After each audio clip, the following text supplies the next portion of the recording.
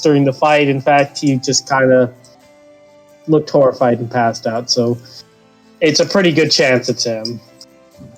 They have kind of messed him up really bad because they apparently took on the form of his wife and tortured him with that.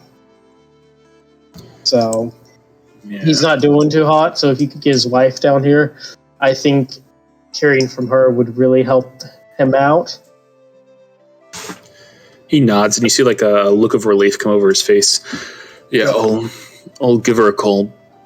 The only other thing is we did not tell him that a skinwalker killed Dasan. If you could, while in his form, I don't think that would be good for him.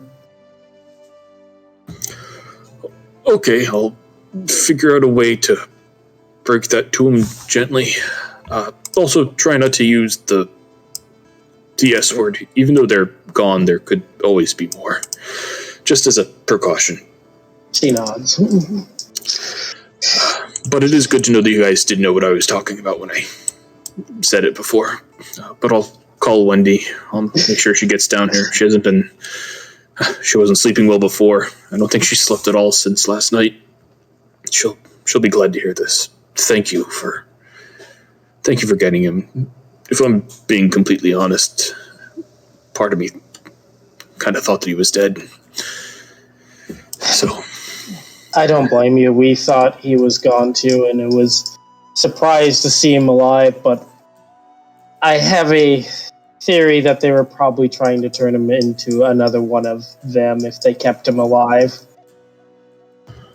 It's possible. They would have had to capture Wendy. But I'll give her a call and I'll... But Wendy goes! Oh my god. He says I'll give her a call and I think I'll stop by his room first. Just give him the once over, make sure it's not another one of them in disguise. Then I'll call her and check on... I don't know what Lloyd's real name is, if he is Lloyd. As he turns around... I won't correct him. As he turns around and he starts walking down the hall towards... as he asks where one of the rooms is, and he heads over to Gregory's room. All right. I'm going to turn back and go, hopefully that makes him more happy if we decide to break the news to him. Oh, well, that's just it. We have to make an executive decision here. Do we tell him that my dad is the you-know-what? I don't want to lie to the man. Do we know that, though? I mean, there was two of them. There could be more. That's true. We don't necessarily know that it's him. But we can't necessarily say that it's not. Or do we tell him we have suspicions? Or do we just say he was another one of the monsters? I say... if he doesn't ask more questions, we don't tell him anything. Because if he's not going to ask about it, it might be best not to tell him, especially because your father needs help and we need him to not refuse. Maybe after he helps your father, maybe then we could tell him, but I know it sounds scummy, but your father needs the help and needs it fast. Honestly, I don't know what more Caton's going to be able to do, but it does feel very, very shitty. Yeah. But I don't know where else we could get help for him at this point, and Caton was able to reverse Terrence aging.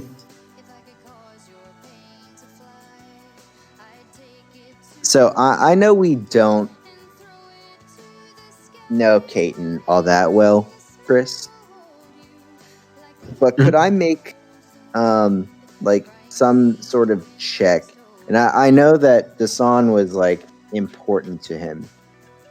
But is there any way that I could maybe roll an insight or something to see if he would be the type of man that would hold that over somebody that didn't know what they were doing? Or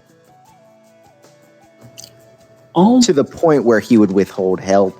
Like, yeah, there's probably going to be some lingering grudge, but does he seem that type of man?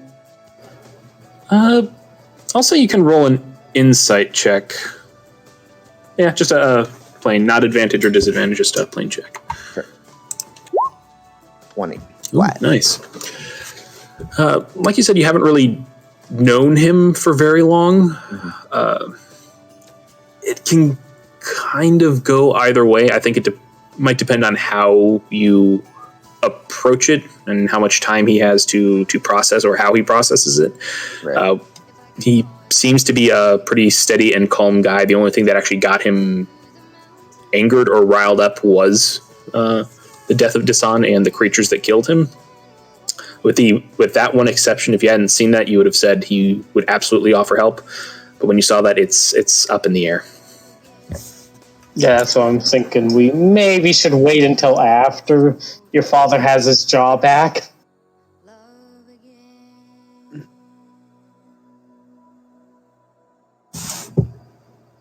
All right. Is there anything else you'll... As much as I would like to see him fixed, if he were to have some adverse reaction to helping my dad because of what may or may not have happened, because again, we're not still 100% that it was him.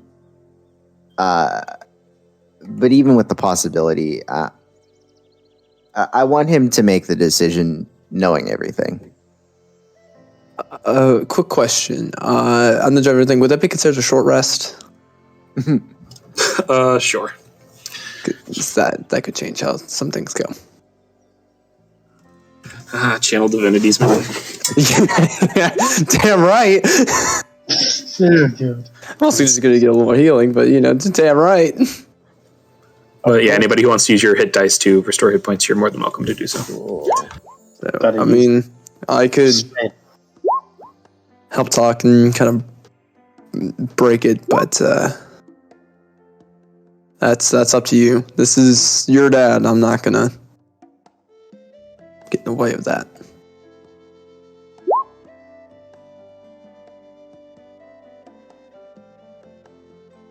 I agree, see?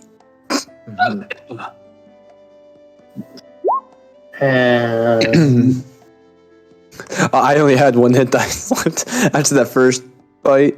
That was all I had left. I wasn't touched, like my normal HP wasn't touched after that. Yeah, because you were freaking transformed. God. I'm using that to get one psychic die back.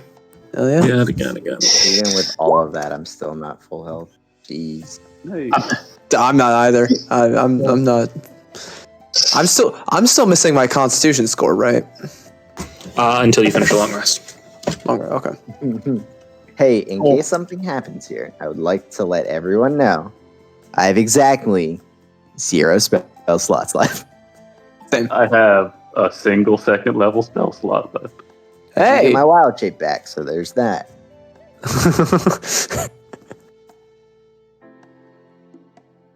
All right. Is there anything else you would all like I'll to... shape into a bear to fuck him up, just to really add insult to injury. Yeah. Yeah. Right. Is there anything else you all would like to discuss or do before Keaton comes back? I'm going to make a long message to Greyforge explaining what went on with Kate and what went on with Dastan, how he was murdered, why we're here, what's going on with... Actually, before you do that, if he hasn't had anything on that, he technically didn't sign a contract. So, just putting that out there. Well, for all he knows, Derek knows, he signed the contract, so I'm just going to go ahead and tell him everything. Doesn't because he would have had to he sign that back. That's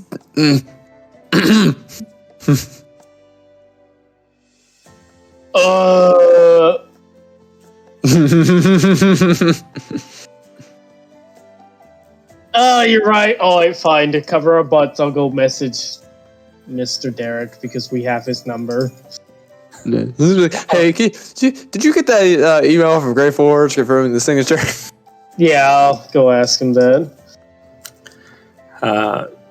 You text him and he immediately texts back, like reflexively, of course, I told you that I did. He goes, Just double check it. Yeah, just Again, this was like an immediate text. Like, he wouldn't have had time to check it. He literally just, of course I did. And You know what?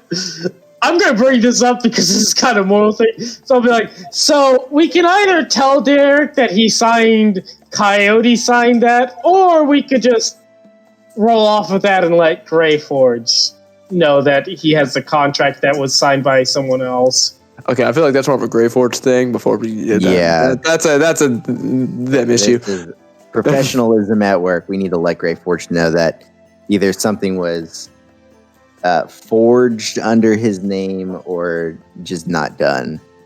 All right.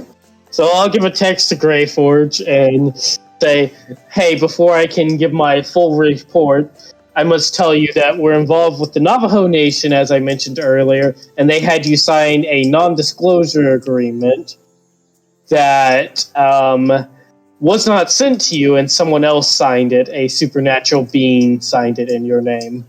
What do you want to do for this? Because Derek that had you signed it says he has your signature for it. So we could just roll off of that and I could explain everything to you.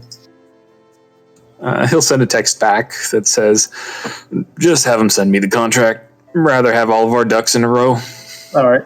So I'm going to text up Derek and be like, hey, Derek, so I'm going to have to tell you something about that contract that was signed. That He lost the digital copy, and he needs a new one sent over. Yep. Mm-hmm. Oh, God. No, I'm going to be just straightforward and honest. I'm going to just tell him, that digital copy that you sent was signed by some sort of supernatural being, not our boss. We're going to need you to send a new contract to our boss again. That way he actually knows, and this is, I'm telling you this, and so you know everything that is going on. There's a pause of about 10 minutes. And then you get a text back that says, if this was a few days ago, I would have thought you were insane and had you committed. But I don't have the signed copy on my computer, as I thought I did. In like little parentheses. So I will send another one out to Greyforge. Please make sure that this one is actually signed by him and not a, and then he puts it in quotes, supernatural being. I will reply with, of course, I am so sorry about this, but when you're dealing with Coyote, he tends to mess things up. You just get a Coyote question mark and then another text that says, never mind. Yes. He's like, what the heck? Oh, God. You get the general sense that he just wants to be done with all of this supernatural nonsense and go back to the courtroom where things make sense. Fucking business man. He's a lawyer, man. He's just doing his job. And I feel so sorry for him.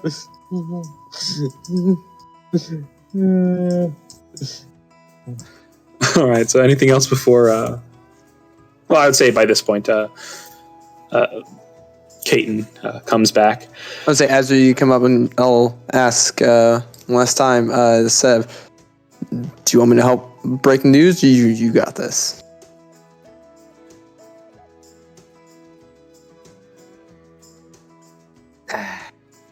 I won't step on any toes here. I'm a much better listener than I am speaker. You should probably be the one to do it. All right, cool. I will touch my old badge in my pocket and pay my tell ability. All right. We're just gonna have that there, just in case. You know, As you I'm not touch, saying I'll need it, but you know. which badge? Your fireman's badge or Yeah, your my VIP fireman's badge? badge. And as you touch your fireman's badge, you hear the voices of all of the people that you've helped, sort of cheering you on, thanking you in your head. This fills you with that sense of confidence and charisma that you can help people, that you can make a difference in the world, sort of swell inside of you as your channel divinity activates. As Caton walks in, he sort of readjusts the green headband on his head with the red flowers on it. Well, Wendy is on her way. She should be here. She sounds more tired than I've ever heard her, but she definitely perked up and sounds a lot happier. That's definitely, as far as I can tell,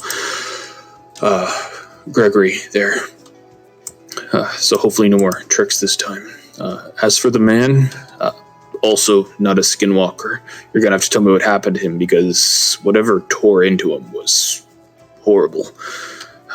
But as far as I can tell, that appears to be Lloyd, the man from about 10 years ago. You said he's your father? Yes, and that goes into what I'm talking about. We have been discussing, and with our contact, and based on all the pieces we have together, we have a theory. It's not... The best way I can put this is we believe we know what the creature was, like Garrick creature that had attacked your friend, and well, there could be a chance it's not. We believe it might have been Lloyd in his crazed state. When we had found him, his sanity was gone, and through saying his name, parts of it were able to come back. So we don't believe it was anything knowing, but we think we know who may have killed your friends, and we want to tell you this before we had asked for any help on this. You definitely deserve that much. As you're stating this and building up to it, you kind of see him step back slightly as his mouth opens up, and you see tears kind of start welling in his eyes, and he's like doing the mental math, and he's making the connections like subconsciously, but he's sort of mentally preparing himself for what he's pretty sure is about to come. Okay. We wanted to be straightforward with you. You've been great to us and have helped us a lot, and we didn't feel it was right to hold anything like that from you. So you're saying that the person in there is his father, and that he was what? We believe forcibly turned into that sort of creature, and with that, his sanity and mental state was gone, which in that took the life of your friend. You don't think he was anything malicious in his own intent? I believe it was more the beast's doing, but... As you say this, it's like a physical blow gets struck to his chest as he kind of starts to lose his balance, and he looks for a chair to sit down in. All right, I like quickly get out of my seat and let him sit down. You let him sit down. As he sits down, he kind of looks down at his hands as he breathes in and out a few times, and you notice a few tears from his eyes drop onto his hands. How did you fix him? Skinwalkers, they stay that way, but that man wasn't a skinwalker. Are you sure? I've never heard of any stories about a skinwalker being cured. It's kind of one of the definitive things about their lore. I'm gonna give him a cringe as because I know what's gonna happen. I know what. So are you sure you're not mistaken somehow? The creatures of nature, higher creatures sort of stepped in, and Saphir was able to make it so he was no longer one of those things. He's the one that told us about him. It was Coyote. That Coyote. And I can confirm it was some sort of higher sort of divine creature. I've had an ability to sense different bad and good creatures, and I was almost blinded by it. It also spoke English that we all could understand, and terrifying, honestly. He kind of nods slowly, and his eyes are looking somewhat lost in the room. I need a few minutes. as he starts to stand up and starts heading out of the room. Is there anything I can do to help you? He doesn't respond verbally, he just sort of shakes his head no as he slowly exits the room.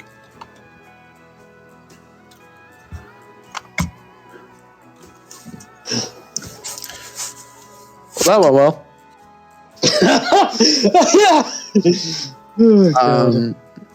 I kind of want to look out the door and everything. Does he look like he's heading in the direction of Sev's father's room?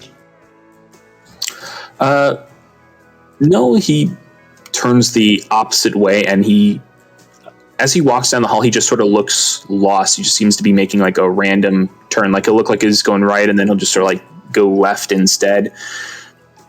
He just looks very, very lost, very not in his body at the moment, so to speak. Good news is he didn't just immediately go and try to get revenge, so that's something.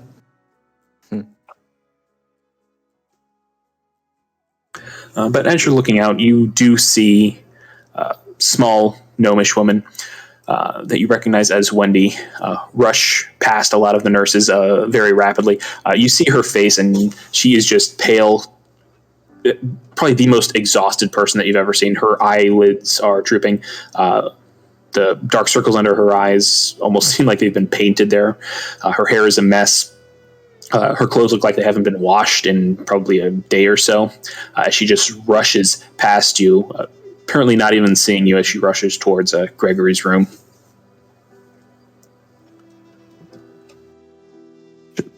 Probably give them some room. Let them do their thing. All right. What is our game plan from here?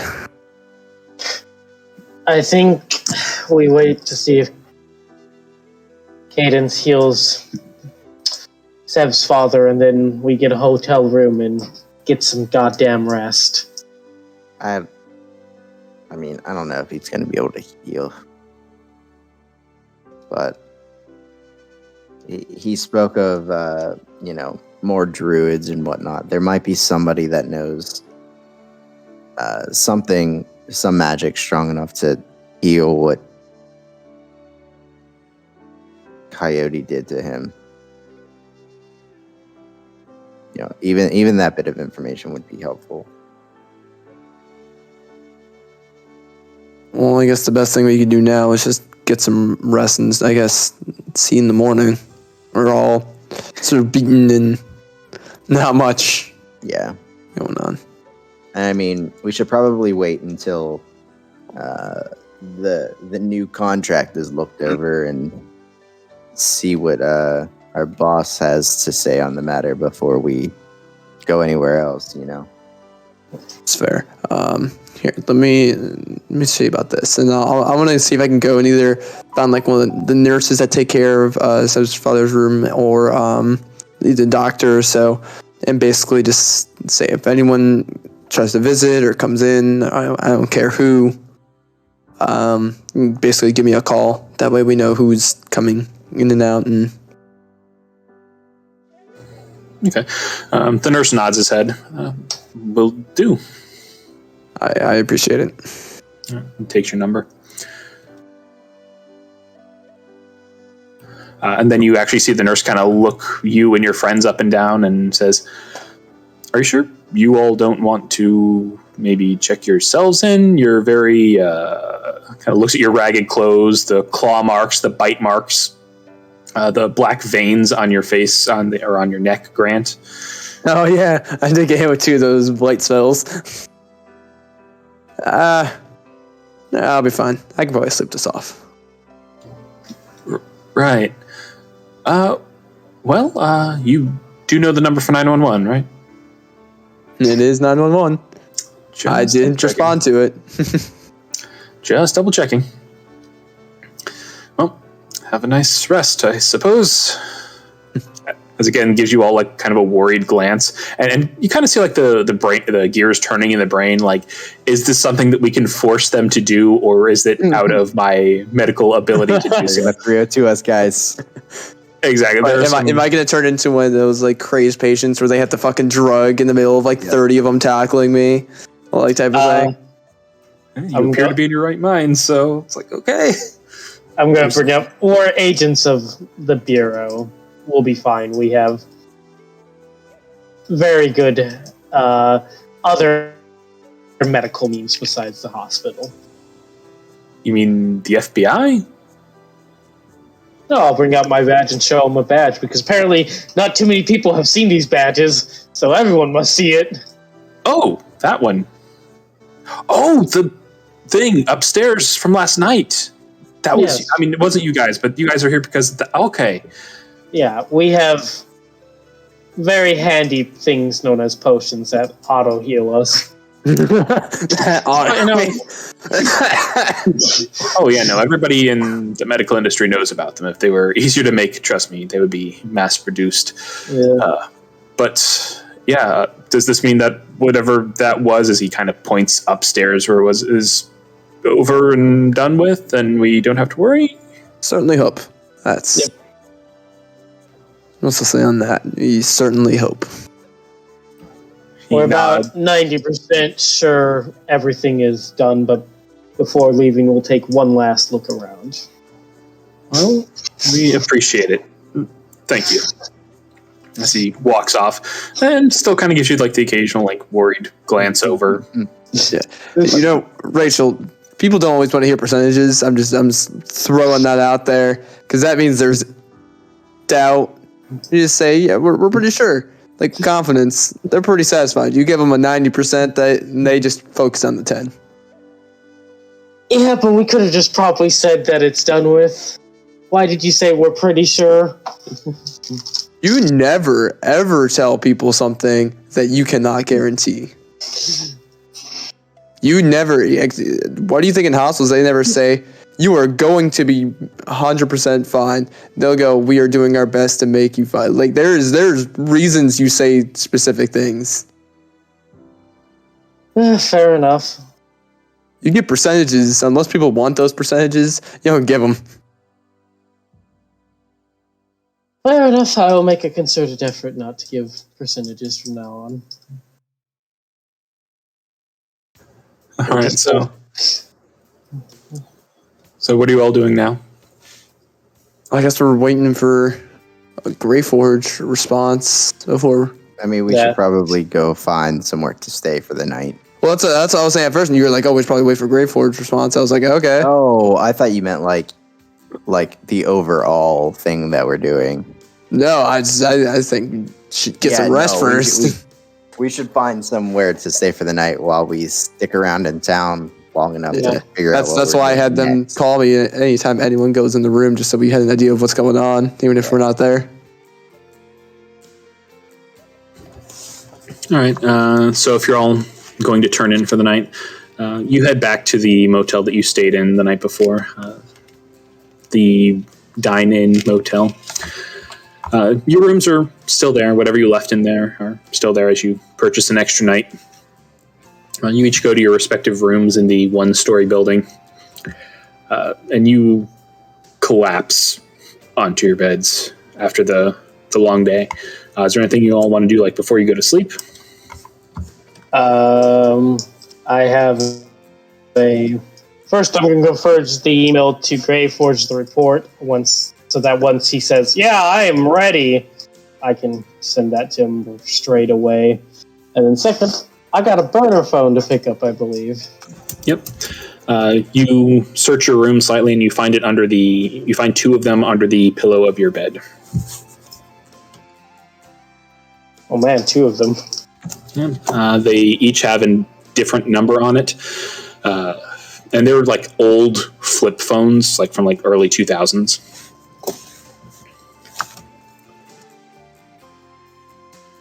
Oh, I'll use one and figure out what's going on with this later. All right. Before we go to bed, I'm gonna go over to Terrence's room. Kind of knock on the door.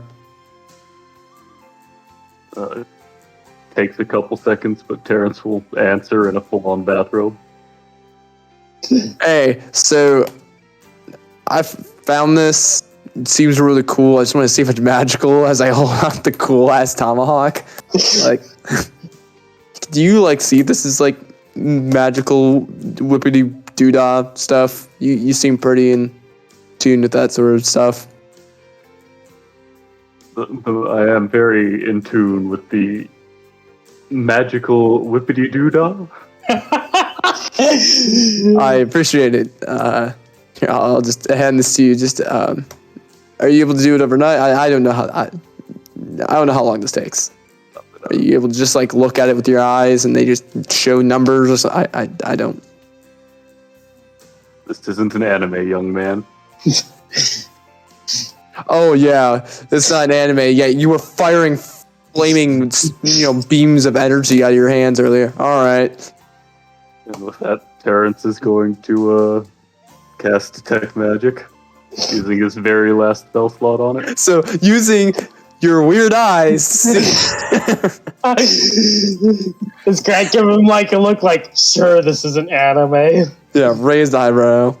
As you turn this tomahawk around in your hands, as you touch it and feel it, you start to feel the arcane within it, and you start to see the spell that was woven throughout the tomahawk.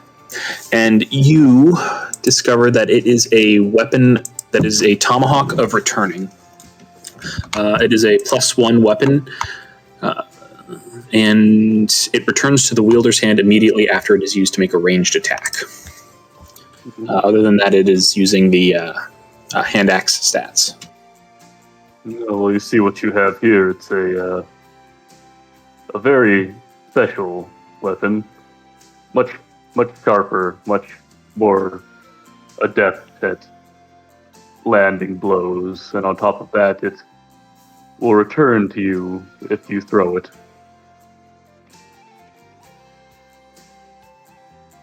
Hell yes.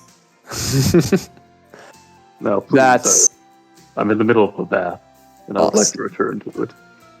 No, yeah, you're fine. You're fine. And thank you. As I'll take the tomahawk, I'm just like, what? As I'm like walking back to my room. Thor.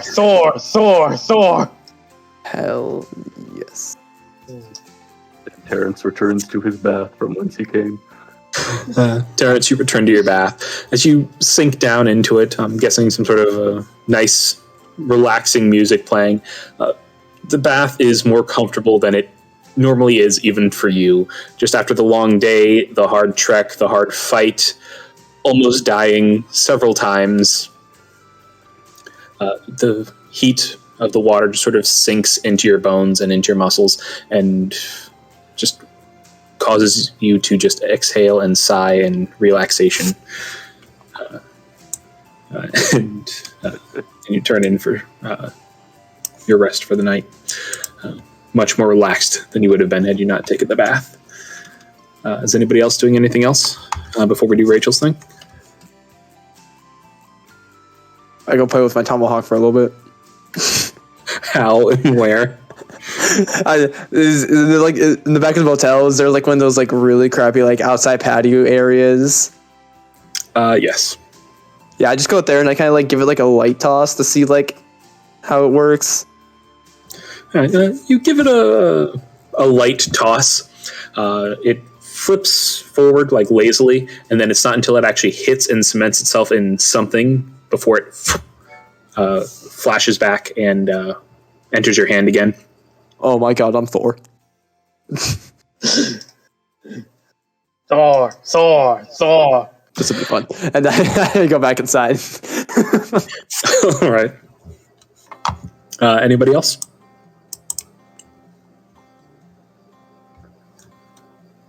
I think we're all good. All right. All right, then let us take our 5-minute break. Then we will come back, do Rachel's thing, and we will continue. All right.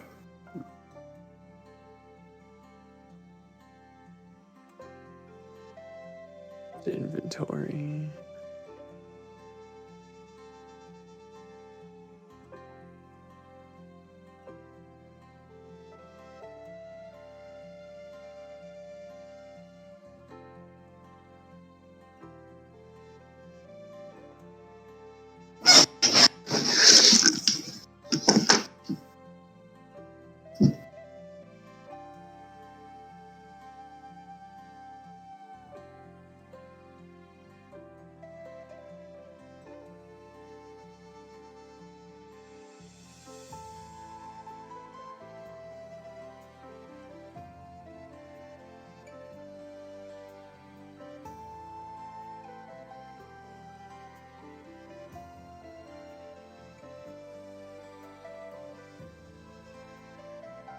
Tomahawk returning. Huh? Oh yeah. That'd be nice. You have a rough time with range people, so. Fuck yeah, man. Dude, because what they did is they grappled me and I'm probably like, fuck you, Tomahawk. If only I could range smite. Ugh. That'd be nice. I wonder if they'll ever come out with like a subclass of paladin that can range smite. I don't know, because it's still weird, because paladins still require that 13 strength minimum to multi-class, and it's like one of those things that it's like, they kind of have it almost cemented. Like, the starting items you get is chainmail, you know? Yeah. I mean, like, you could... And I don't think they get the new fighting styles. Shit. I don't think they get the new fighting styles for, like, the range weapon stuff that the Anantash's. Unless you take a feat. Mm. I'm gonna double check. 'Cause I don't think so.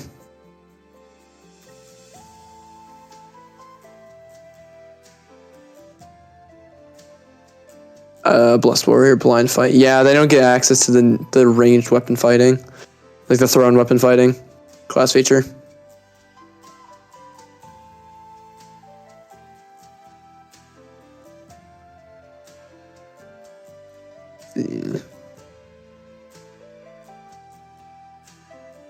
+2 damage to the bonus to the damage roll. Oh.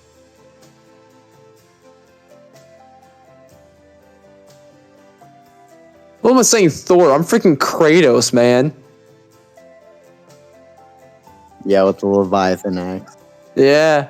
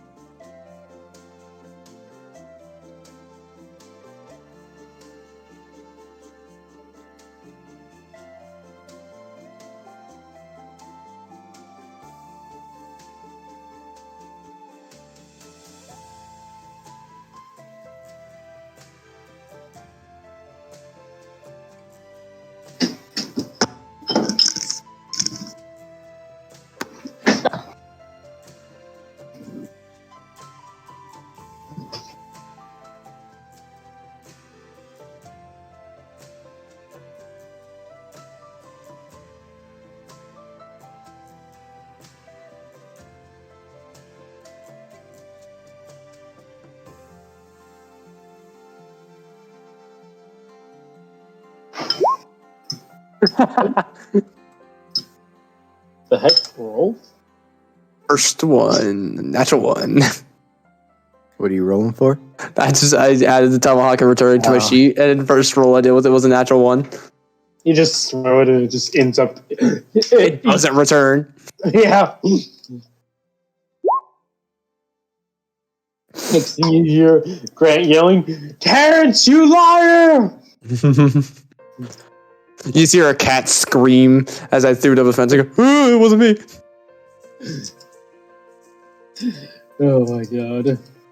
Yeah, it does less damage than the Pulaski, but having that available, oof, Yeah, having the rage option is nice. yeah. Just more axes, fireman, man. Oh god. I mean, like, I already had, like, javelins, but, like, those are, like, non-magical. This is just straight up. Ugh. And it returns too. That's so handy. Immediately. It doesn't even cost an action to return. It just immediately Wow. comes back to your hands. That's just, that's nice.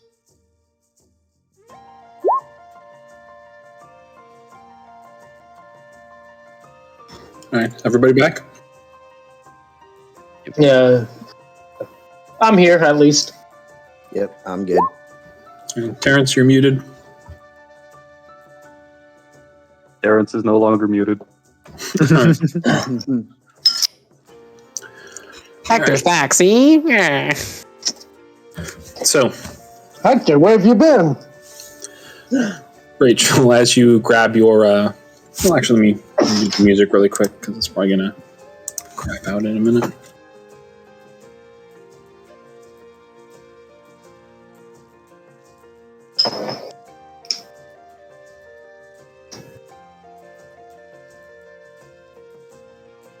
Oh man, how do you stop the loop?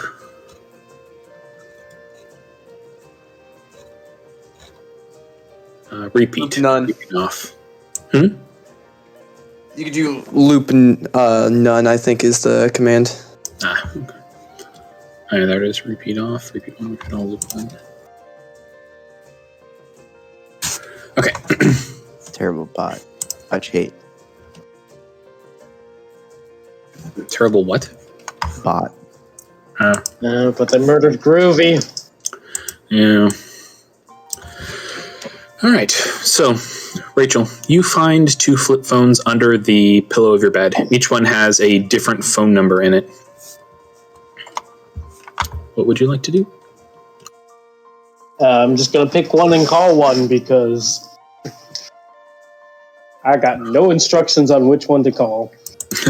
Alright, are you going anywhere, or are you just staying in your hotel room? How thin are the walls? If they're good walls, I'll stay in here. If they're very bad walls, I might go walk out into the middle of the night. Make an investigation check. Yes, this is where my nat 1 will come in and they'll be like, yeah, these are the best walls. Alright, let's go.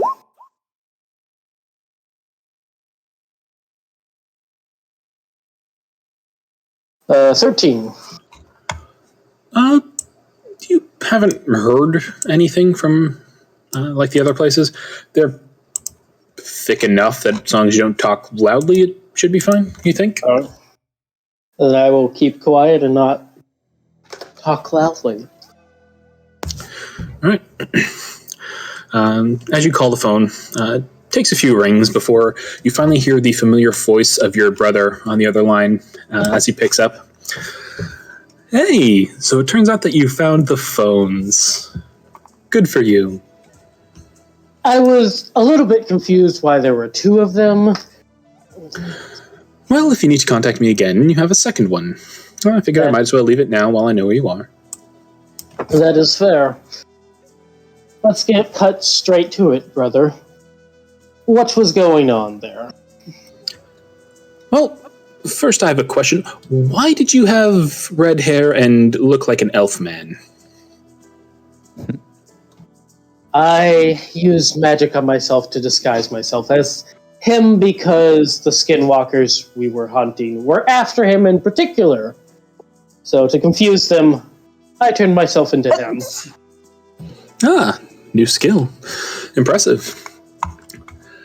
As for what was going on, we were trying to collect that purple gem that was there in the little bracelet thing.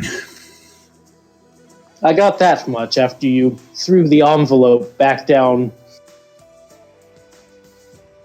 It has caused a little bit of suspicion among my group right now. Well, in all fairness, I didn't exactly know that it was you there. Until the last moment, that is.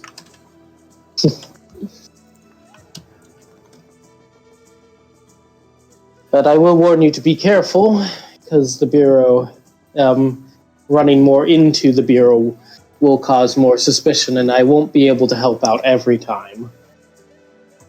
Oh, that's quite all right, sister dear. Though I can't quite make that full promise. Unfortunately, the squid face is not as careful as he really should be. It's a little desperate. Squid face. Are Yeah. you working with the Mind Flare? Yes, technically. Turns out NZ Whitlock is not his real name. He doesn't really have one. Said he goes by the Ability Broker. I was hunting him down a short time ago. I wanted to get the book back, restore the family reputation. Having things stolen from us is not good. But it turns out that his organization is a little larger than I expected, and he found me first. But he offered me a job. And if it goes according to plan, I think I could be on to something quite amazing.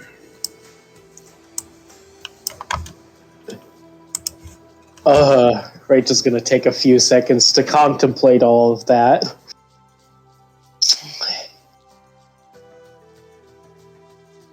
Even after all he did to me. Oh, I said I was tracking him down. That wasn't to give him a handshake. I was going to kill him. As a matter of fact, I would still like to see it happen. But after talking to him and, most of the information I got from some of his other operatives, he's trying to leave. He's trying to go back home. If I can prevent that, he will actually die on his own. I don't know how much you actually know about mind flayers, but they don't typically age wherever it is they're from.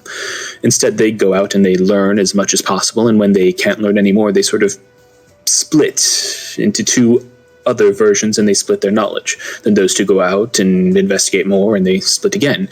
And on it goes, splitting into a mass number of them, like amoebas or the poor. And the problem is, when he came to this world, about 150 years ago, by what I've been able to gather, he learned and learned and learned, but when the time came to split, he found he couldn't do it here.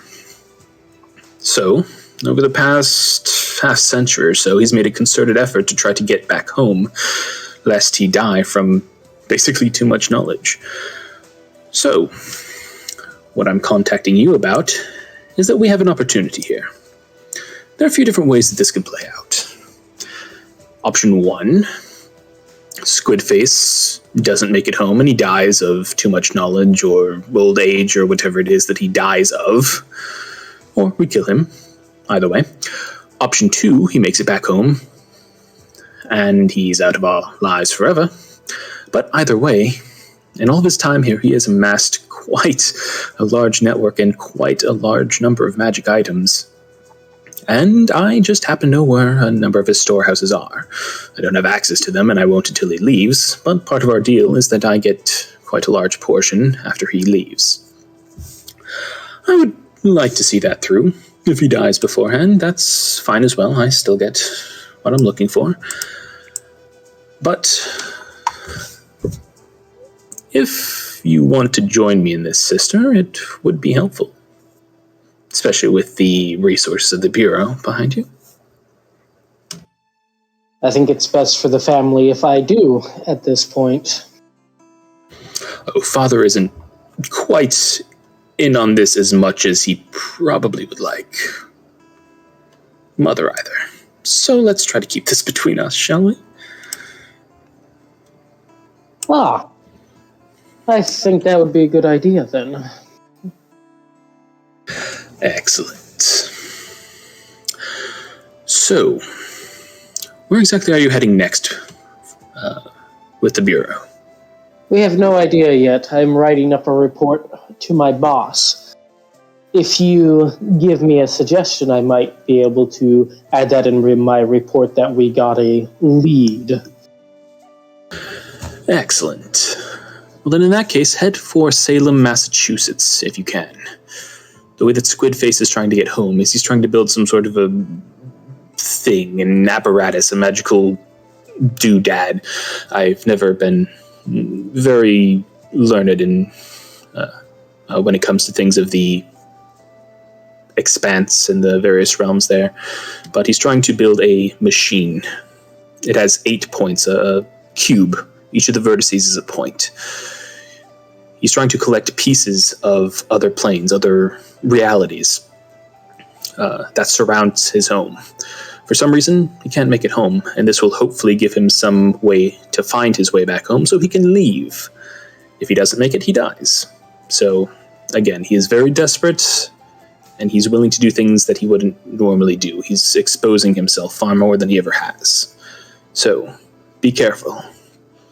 Funerals are very expensive and very time-consuming, and I don't want to go to yours. Ah, such love, brother. Thank you. The final piece is in Salem. Is in Salem, Massachusetts. Whoever this person is that he's making a deal with there for it, they're powerful, or else he would just be trying to steal it, as we did here. So, when you head there, again, do be careful. This person is powerful. He's sending Pamela and Ryan over there to get it. Pamela is a yellow tiefling, yellow hair. She has one horn that's white. It's a prosthetic, apparently. She lost it when she was younger. And Ryan is a half-elf. Brown skin, curly hair, kind of arrogant sounding, really just grating personality. Find them, follow them, and see who it is that they're making a deal with. If you can, get whatever the piece is before they do. Think you can manage? I will figure out a way to, as I always do. Excellent. Well, if there's nothing else, I do have dinner waiting. Let's get back to it. I have an email to edit to get sure we go to Salem. Excellent. Talk to you later, sister dear. The other phone is, of course, another burner connected to another one of mine. If you need help or anything else, try to figure it out yourself. But if you can't, contact me. I'll try to do what I can. But again, try to figure it out yourself first. Ta-ta. Bye, brother dear. As he hangs up the phone. After he hangs up the phone, I will smash this phone and then dispose of it. All right. And in my report of Greyforge, I will edit it slightly at the end, where I will add in that I have, while doing stuff here, I received a lead that we might be, that there might be something going on in Salem, Massachusetts, from the Skinwalkers themselves. Or actually, no, from Coyote. From Coyote, that would be better. I'll edit it to be Coyote. All right. Are you doing anything else before you go to bed? No, just the usual nighttime stuff that everyone else does, like showers and stuff, but... All right. Then everybody turns in for the night. You go to sleep, and despite a few nightmares of shape-changing creatures, and in yours, Sev, a maniacally laughing coyote, you get a full night's sleep. And don't forget to apply your level up. Level 5. Yeah. Yes. Yes. Third level spells to anybody who hasn't picked it out. Dude, 5th level is great for paladins. I honestly forgot that we were going to level up, but I'm quick with stealth. Oh, my proficiency die is bigger now. That's nice. Yep. Did you multi-class? Oh yeah, it is. It is. I was like, did you multi-class? No, we all. Yeah, everybody's proficiency dies better. I'm so used to being high-level characters right now. It's just in the other campaign we start at level 5, so just like it's. Yeah. So everybody, your proficiency die goes up to a D6, I believe. Yes. Quickly need to go check my So the regular. max I can hit is 12. Yeah. And Terrence, you get like more spells, and you have access to third level spells. I can hit 40 in persuasion is my max. spell slots. Oh yeah, that's right. You guys get 2 spell slots until like level. Dude, I get a 1st level and 2 2nd level. Yeah. I'm at that nice thing where that half casters, that 5th level. Ooh, tasty. Yeah. I'm where paladins start really coming in. Next few levels. You have extra damage, extra attack. And then next level is when I get an aura. It's just, ugh. I thought the aura was at 7th. The general aura is 5th. At 6th level, I'm pretty sure. The 7th level is your subclass aura, if I'm not mistaken. Yeah, 6th is the aura protection, which adds the charisma modifier to all saves, and then the 7 is the aura that is your subclass. All right. Okay. Everybody, let me know when you're done. Well, I was gonna say actually, you're probably not gonna use it all that much. As morning comes, you wake up and you head out. There's still the chill in the air from the night before. In the desert, it tends to get very, very cold over nighttime. Grant, as you walk out your room, you notice that there are no more crows or ravens or vultures or any animal paying special attention to you, and it allows you to breathe a little bit of a sigh of relief. So where are you all headed this morning? Do you want to head back to the hospital? Probably the best bet.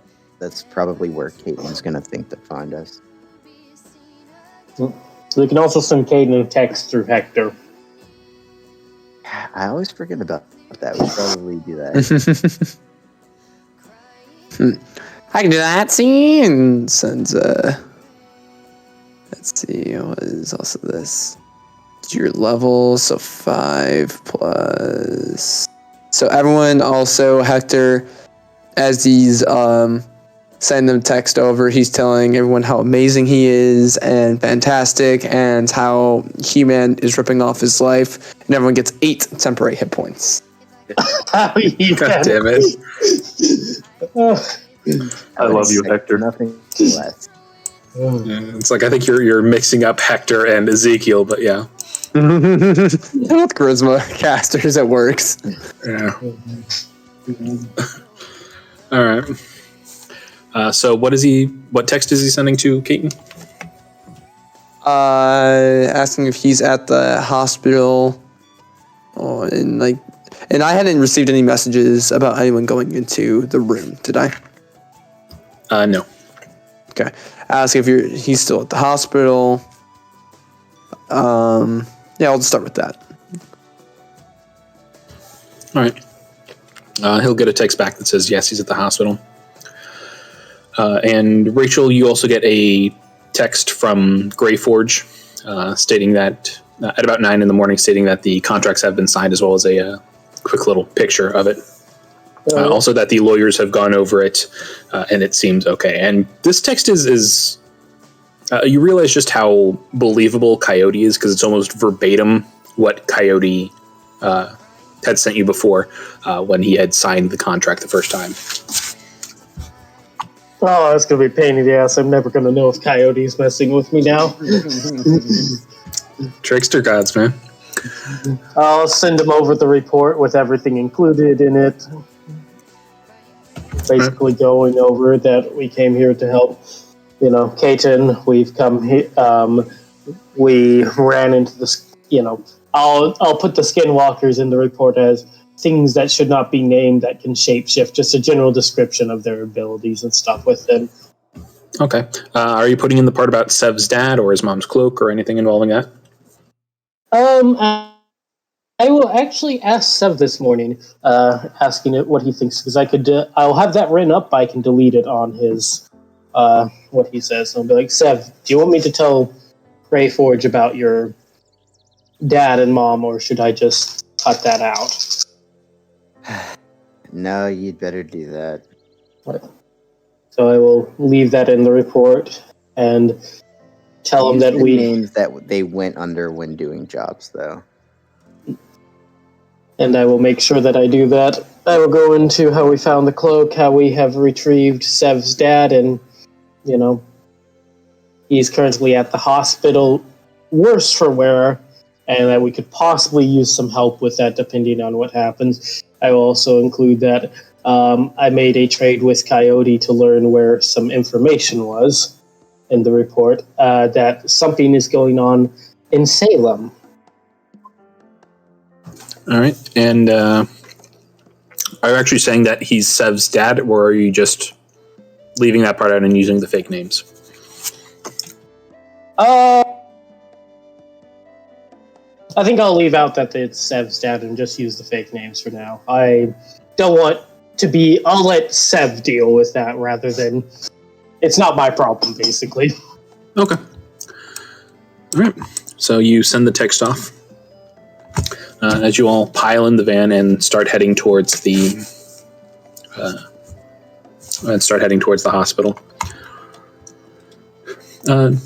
You get into the hospital, and as you start heading back towards Sev's, towards Sean's room, Sev's father's room, you pass by Gregory's room, and you see Gregory laying in his bed. The large, nerdy orc now has a much, much smaller gnome, Wendy, with her hands like wrapped around his neck, as the two of them are just sleeping the most quiet, most peaceful sleep that you've probably ever seen anybody sleep before. Those of you that had jobs in, like Grant, in some sort of a rescuing type situation, or anybody who's been in that sort of a situation before, you kind of take a moment and just appreciate this, as this is a rare sight in your experience. A lot of times, the kidnapped children aren't found. The person who was taken or gets hurt doesn't live. And this is one of those rare, sweet moments that you kind of have to take a moment to absorb, as all of you reflect on what it took to get here, the hardships that you faced fighting the skinwalkers, bringing the fake Gregory here, seeing Wendy's distraught and disheartened face when she thought that it was her husband that committed murder. And as you do this, you look into the corner of the room and you see Caton napping in the corner of Gregory's room. Just in like a chair.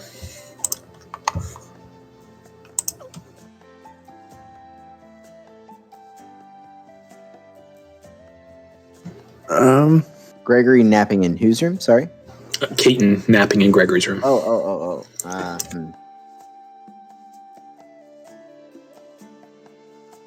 And you do notice that he's got a few papers on the table next to him, like an envelope and like a few like file folders next to him.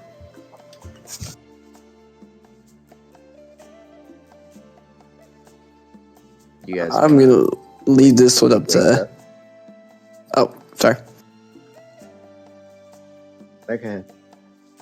I was saying I was gonna leave it up to you to, if you wanted to ask for the whole healing thing. That's. I mean, yeah, but I'm not gonna wake him up for it. Yeah.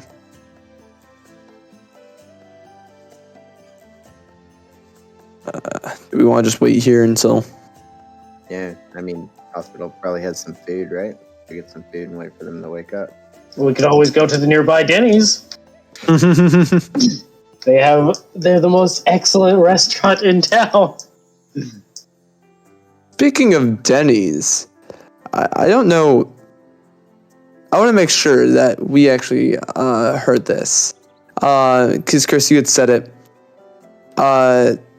Based on what the two individuals that came within the helicopter and everything, what they said, kind of like, sounded an awful lot like the people that keep frequenting that Denny's I kept overhearing about their tuba shop. Did any of you hear that as they were getting away, like before they teleported onto their helicopter? Yes. And Yeah, I do apologize, but I did not have my notebook when I was at work last week. But I did ask at the last minute whether or not I saw a name on the helicopter, and you did tell me something, but I was not able to write it down. Yes, I did. Some sort of bird, if I remember right. It was Barton Industries. Oh, Barton Industries. We should probably Google that and see what that is. We had, I think, and nothing really came up. If You did not, because it was towards the end of the session. Okay. Hector, we'll start Googling. I can Alright. use his professional Googling skills. With his guidancing of Googling if he has to make a roll. Yes, make me roll. Okay. Oh, let me... give me Make a one Google check. Yeah, honestly, yeah. Sorry, let me change my macro to a D6. Save changes. Okay. Plus his intelligence modifier, which is a +2. So 19 plus so 22. All right, with a 22, he is easily able to find Barton Industries on Google. The most likely culprit is a prop company based in Los Angeles. They supply a lot of the prop, like in the entertainment industry. They supply cars, helicopters, buses, even tanks and things like that for films and movies. Interesting. Yeah, so fake Apaches, things like that, any sort of those prop vehicles. They also do some restoration work for any vehicles that are destroyed in such situations, and they have vehicles that are specifically designed to break so they can be reused in scenes. Hey, Hector, can you forward that to Greybeard or Greyforge? Greybeard. Greybeard. He has the power of the Thum. Can you forward that to Greyforge and ask him if he can look into whether or not they had any helicopters go out, maybe within this area recently? Yeah, of course. I can definitely do that. And it's probably good if we actually went. Clearly they frequented, so they're known around here, possibly. We can go and get some more information. Yeah. All right, sorry, what were you sending to Greyforge? The information on the helicopter and asking if they can look into any recent rentals and stuff like that. That way we can track down specifically for a helicopter and stuff. Because if we can look at rental history, that's big. Okay. Greyforge will just send you back a thumbs up, and then he'll forward it to the research department. It's done. Okay, and what was the other question that you guys were asking? Let's go to freaking Denny's to ask like the staff there if they know who these people were, considering they frequented the Denny's. Like that's probably a good idea. All right. As all of you, Denny's. are you doing anything before you leave the hospital? I don't have anything. Yeah. Okay. All right. So as all of you head down the tile floor, the smell of antiseptic heavy and cleaning supplies heavy in the air, you make your way out and down the street to the Denny's. You look over on the road, and there's still a reddish stain from 2 days ago where Dasan's head landed as you step into the Denny's. Or Dasan. You get your usual table in the corner, and the pink, pleasantly plump tiefling that has been there the last few times is there again and is your server. So on top of me ordering the Mile High Denver omelet with sausage, as we're doing the order and everything, I'm going to ask, know anything about two individuals that come in here? And I saw these individuals here, didn't I? Like, I've actually seen them. I know we ever heard them. Yeah, and I'll kind of describe the individuals. They look like a half-elf with brown skin and short hair, sort of a curly hair and a beard. Very close-cropped beard. And the other one is a yellow female tiefling with one yellow horn and the other one a white horn. Yeah, have you've seen them come in here a lot recently, right? Oh, yeah, Sugar. I've seen them come in a few times. They've only been here for about a week or so. Not sure what they were in town for, but they were usually in business suits. Did you catch their names by chance? Or if we're able to hold things in your POS system that has credit cards that have a name, this is actually a government matter on this one. Did you show her your badge? Oh. Yeah, and I'll show the badge on that one. We might have something in the system. If I remember off the top of my head, their names were Pamela and Ryan. But I can get you any sort of credit card information. May take a little while. It's not something I've really done before. No, you're fine. That's why I told you now. That way we can, if you're able to look while we're eating, I'd appreciate that. Oh, no, it's no problem at all. I appreciate it. All right, how about the rest of y'all? What would you like? I will order some pancakes, and then I will also order usually what Caden orders. I'm going to bring him food. All right. I'll take a moons over my hammy. All right. Terrence? Please, just black coffee. All right. You had to look at the menu for that one. Yeah. She takes your orders, goes back and Hector gets milk. He needs to keep his bones strong. and brings back your moons over your hammy, your flapjacks, Caton's order, coffee, milk for Hector. As you sit there and enjoy your meal, is there anything else you would like to do, or any role playing you would like to do?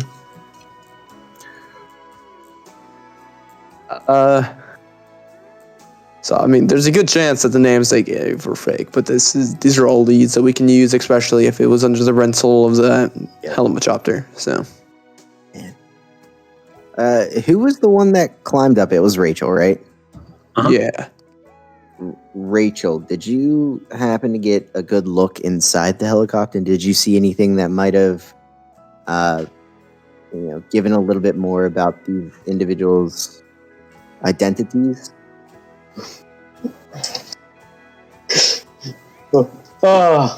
No, there was a man up there in full armor, though. You see any symbols on the armor? Is any sort of identification?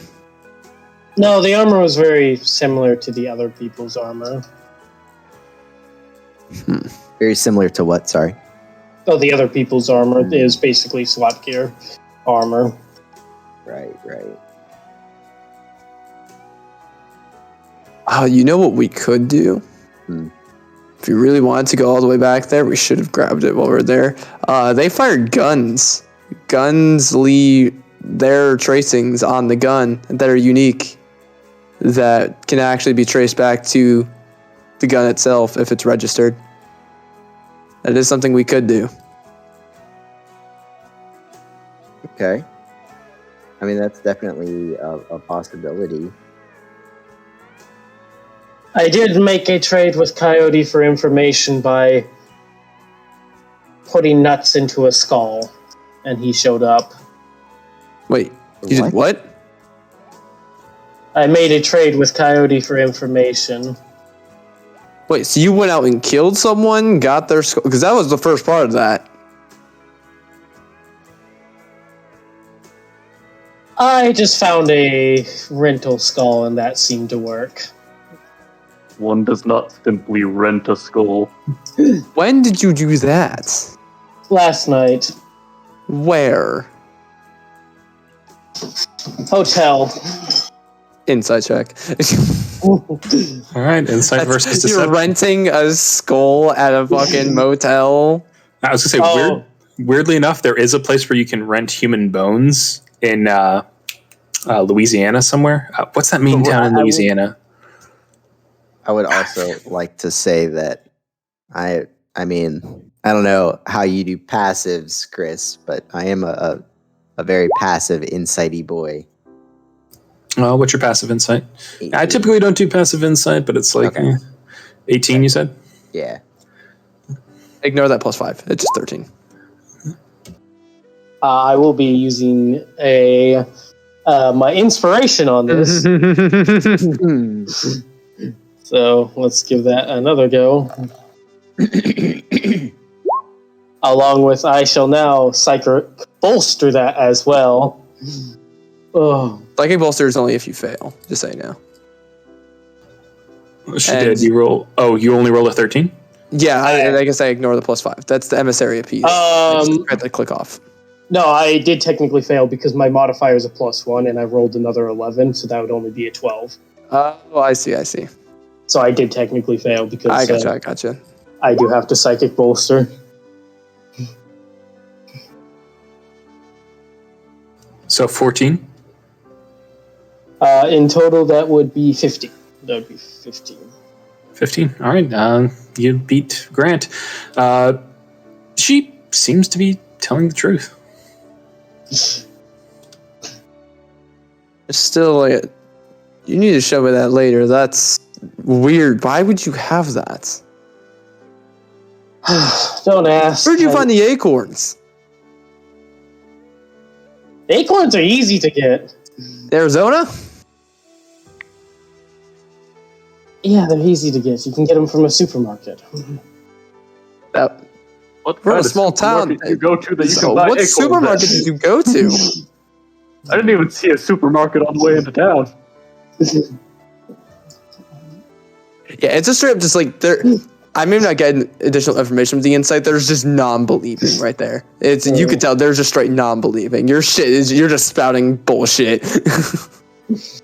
When I was seeing this, she goes, let's just say it may have not been Coyote, but I do have a source that knows where the location of this company will be next. I cannot give their name right now because they are an undercover agent, if that helps you.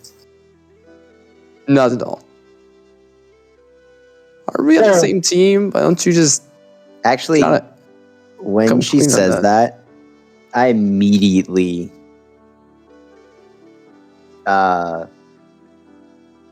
will text Grant. Like, hey, you think we should tell the boss about this? Do you think he knows? Question mark. I'm gonna need a sleight of hand for I'm you not on that one because it's I'm like not you're. being- Yeah, I'm just gonna pull out my phone, look like I'm playing on it. Yeah, but then someone else's phone right next to you is going to ring. It's going to be like doo doo doo. This is a coincidence. So I'm gonna need like some sort of a sleight of hand thing. Yeah. My passive perception.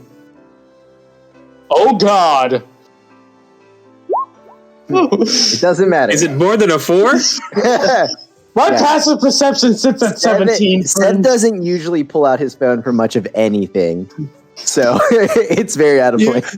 you and he has like that like setting on where you can hear the clicking of the keyboard. The haptic feedback, yeah. Yeah, click. Then Pause. from Grant's pocket. Yep. Very good. So Rachel, you are pretty sure that he just texted Grant something. Very, very smooth, you two. If you have concerns, you can just ask me directly. I mean, we're on the same team. Why are you being so secretive? I do not know you that well right now. We have only done 2 missions together, and we have, from what I understand, that my contact told me, this is a little bigger than it is. We are dealing with some sort of organization that even he doesn't know the full details about. So I don't know how far they reach. I am risking a lot by even telling you this because, At this point, Seb would probably be like paying attention to any signs that they're blatantly lying. Oh, of course. Do I have to roll another deception? You literally admitted you were lying earlier. Like you're Yeah. just like straight up like It's Yeah. not like the nuances about like how much is truth and how much is lie.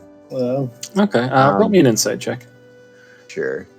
and I'll say roll me another deception check if you are going to lie. I'm pretty sure this does count as lying. It's more of lying with mixing in a little bit of the truth. Exactly. Yeah, and like I said, I usually rule deception as like any sort of attempt to circumvent the truth. Jesus. 14. Ooh. Boy, That the is- dice are hot tonight. The dice are hot shit tonight. You're getting the occasional hint of deception, the occasional hint of truth. It's hard to find out what exactly is being lied about or any sort of reason behind it. It's just a mixture of the two. Look, Alright. we literally have been laying our lives down for each other. It's got to require a lot of trust. And you not being able to trust us is kind of big. Yeah. I don't want any reason to not trust you, Rachel. The only thing I have to ask is, does our boss know about this undercover agent I put in air quotes? If he does, I'm fine with it. I did not inform him about it right now. I really do not know how far this goes. See, now that I have a problem with. That is fair. Do you Regardless. know what a mind flayer is? Does Hector know what a mind flayer is? Yeah, I mean, I probably don't. I have no fucking idea. Naturalistic things, yeah. I'm a fucking dude. Well, I mean, you all went. Players. Yeah, well, I mean, you all went through the academy, so you have some knowledge of creatures. Again, either one of you. I think the person who would be most likely to know about it would be Terrence or Hector. So I can say, That's why I One of said you. Hector. Yeah. yeah, one of you can make me a nature check, or both of you with advantage. Or sorry, one of you with advantage, or both of you regular. I was like, both of them with advantage. Hot damn! Terrence, would you rather roll with advantage or do you want Hector to roll separate? But both of you just make a single roll. It's- You said nature? Yep. Aha, he has proficiency in that. And he will guidance himself because, of course, he would. 21. 14. Oh, wait, Alright. hang on. 23. I always forget his modifier. Yeah, and bite. You have a proficiency die. Oh, I'm not. Oh, you're not proficient. Okay. All right. Your So, intellect. all right. Terrence has heard of them before. He just knows the basics, that they are creatures that can read minds, eat brains, and that they are very, very rare. As for Hector, he knows that they are from the Expanse, one of the further areas, not quite as far as things like the Old Gods or things where his deity is from like the mid to far areas, to the point that they are beings more of telepathy rather than speech, more mind rather than body. He also knows that they are very, very rare. They will often consume brains. They can also extract information and knowledge from people, and even in some cases, insert that knowledge into people that they deem worthy or their followers, to the point that there have been a few cults in the past that have worshipped or followed mind flayers in exchange for these skills and knowledge. But yes, that is most of what he knows, and that their appearance is that of sort of like an octopus-headed person, only much, much taller and much, much thinner.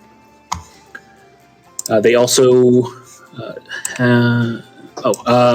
most of the mind flayers that have been around die within 200 years of their first appearance. And that is it.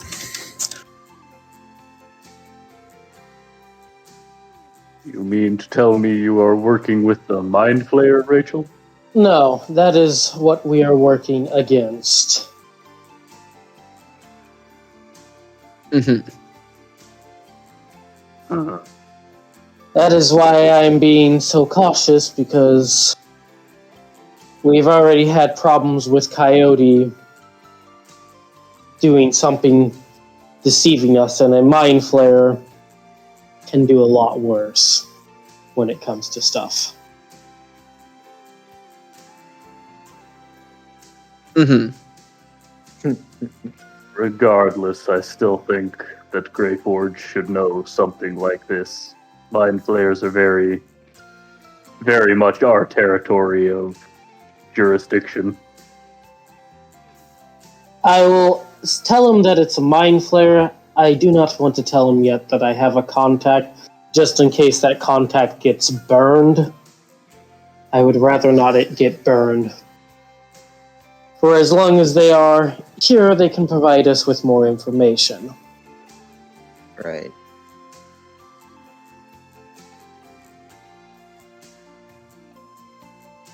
Very well. I suppose that for the time being, we will have to trust you on this.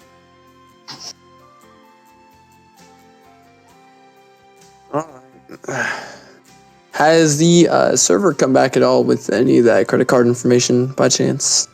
No, she said the credit card stuff would take some time. I said no. I figured this was over, like, we're getting near the end of the meal, I assumed. So.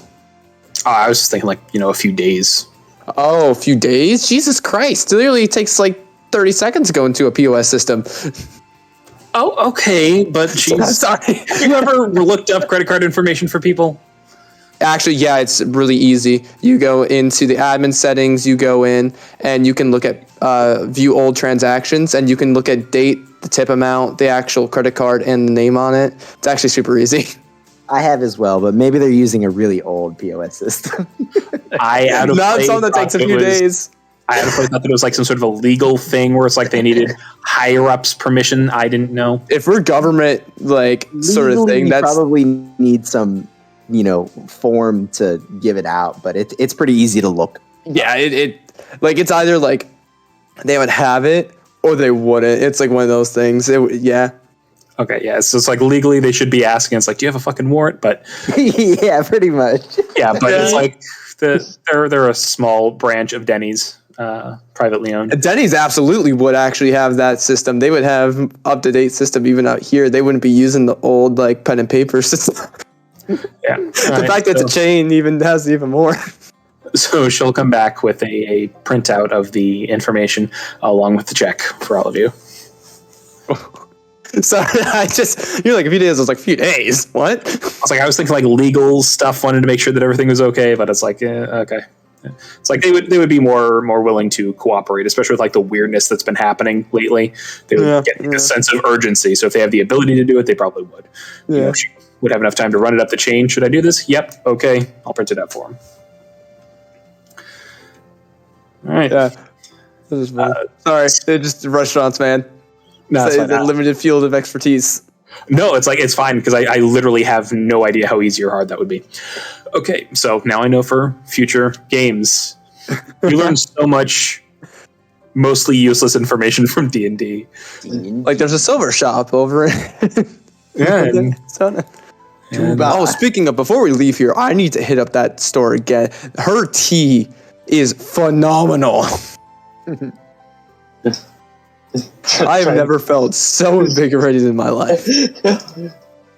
Out of place since the effect is gone. I had +2 AC and resistance to all damage. Oh, that's amazing. That's why I was able to base tank the Skinwalkers. That is some powerful fucking teamer there, brother. Yeah. Yeah, you took like 2 blight spells and like a bunch of other. Dude, I was pissing him off just by surviving. Like, he's like, what is he? You sure he's not the monster? One persuasion check from the Skinwalker away from everybody just turning on you. He's the real one. Okay. So you get the information, the printout, and it looks like they have been there for about a week. They typically come in for breakfast and occasionally dinner. And that's, is there any other information specifically that you're looking for from the credit card information? No, that's really all the credit card for me. We give name and the date of transaction, like, stuff like that. So it wouldn't give like address or something like that. No, we could track down the. Well, now that we have this, we can use that and send that over to Grave Forge, and absolutely. So it's just more information we can send over that just makes things easier. You would They're also, idiots that used credit cards. Fucking I would paper be- trail, man. Yeah, I wouldn't be surprised if it's a burner credit card to be entirely. Oh, probably, but if this is the same name that they use possibly to rent out the chopper, then it's a link. Yeah. all right, If they're that idiot. yes, you also have the last names Pamela Westgate and Ryan Alvarez. Yeah, so and then we have names. How they paid separate checks too. I gave us 2. These idiots. Yeah, technically. Forgot that people can combine checks. All right. So you get that information. Where are you headed now? All right. Do we want to head to the hospital while his food's still warm? And I tip nicely. And head to the hospital while his food's still warm since you got that for him. Preferably, yes. All right. Let's head over to the hospital. You head back to the hospital. You head through the illuminated halls with that, what's it called? Halogen lighting? That doesn't sound right. Shit, what are those light bulbs called? Allison, I know what you're trying to say. I don't remember. Yeah, the Light bulbs are not my expertise.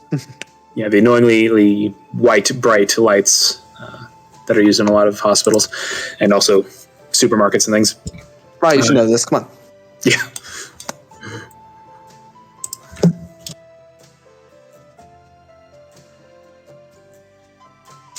Okay.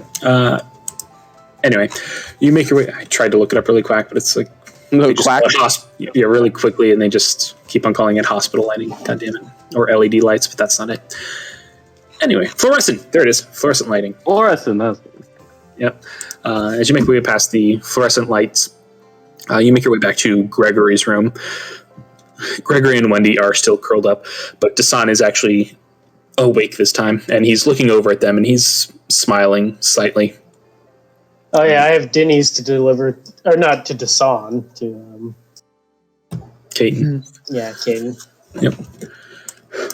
And as he sees all of you come in, he looks up. Oh, hey. Actually, he puts his finger over his lips, and he grabs all of the files and envelope next to him, and he heads out of the room, so that way no one disturbs Gregory and Wendy. He takes you back to the room that you were in the day before. Hey, everybody. Good morning. I got Morning. food for you, Oh, where's it from? Denny's. Oh, you know me.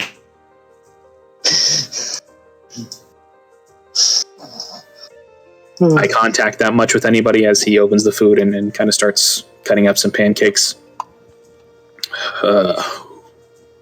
About yesterday, I wanted to apologize for my actions. It wasn't my best moment. Have nothing to apologize for. Yes, I do. Your father wasn't in his right mind as he looks up at Sev. I've dealt with a lot of that in my work. And one of the things that I tell everyone is to not blame them when they're like that. I need to take my own advice in this situation. So if you need anything from me, I'm more than happy to help. If I can't help, then I have enough contacts that I might be able to get some help somewhere. I'll try to do whatever I can.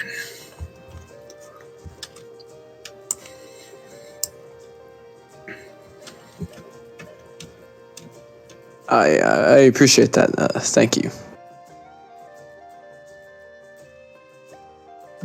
He nods and he kind of starts eating again. So, you said you made a deal to get him turned back into this? Do I dare ask what you gave up? He did, as I point over to Sev.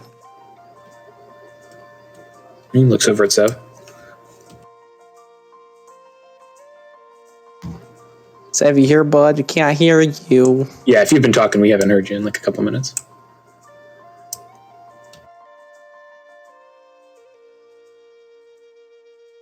Uh-oh. no. I think he's gone. No. Time for the Great Waffle to just suddenly become Sev really quickly. Hey, it's me, Sev, I traded a favor. Oh my god.